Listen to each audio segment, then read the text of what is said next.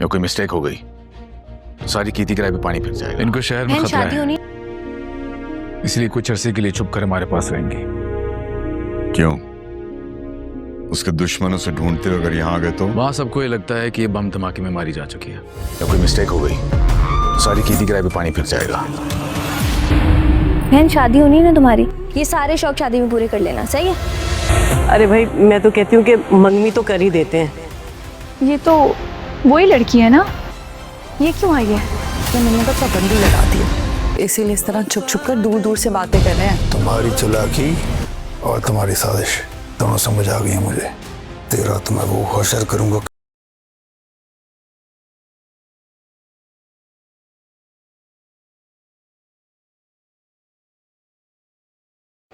पूरे शहर में खबर फैल चुकी होगी कि बम धमाके में पारिस की मौत वाक़या हो गई है। जवार और बहजाद शाह अच्छी तरह से जानते होंगे कि पारिस ज़िंदा है। जवार वक्त पारिस को लेकर अपने घर जाएगा। सबके जहन में एक ही सवाल होगा कि जवार आखिर पारिस को यहाँ क्यों लेकर आया है। जवार के बाप को और रेशम को पारिस का यहाँ आना बहुत ही नागवार गुजरेगा। जवार वक्त सबको यही बताएगा कि पारिस की जान को ख़तरा है, इसलिए मैं इसको यहाँ लेकर आया हूँ। जवार का बाप कहेगा अगर इसके दुश्मन यहाँ भी आ गए तो जवार वक्त इनको समझाएगा कि वहाँ सबको यही पता है कि पारिस बम धमाके में मारी गई है। मैं और बहजाद शाह इस मौके का फ़ायदा उठाकर पारिस के दुश्मनों तक पहुँच सकते हैं।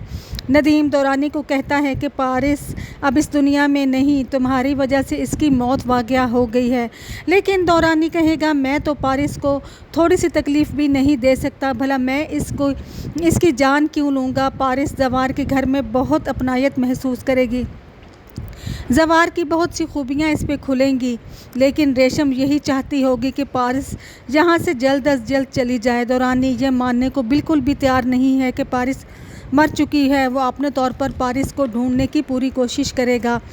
आगे आने वाली एपिसोड में रेशम एक अहम मोहरा साबित हो सकती है पारिस की तलाश में, क्योंकि वो यही चाहती है कि जवार की ज़िंदगी से पारिस जल्द अज जल्द निकल जाए।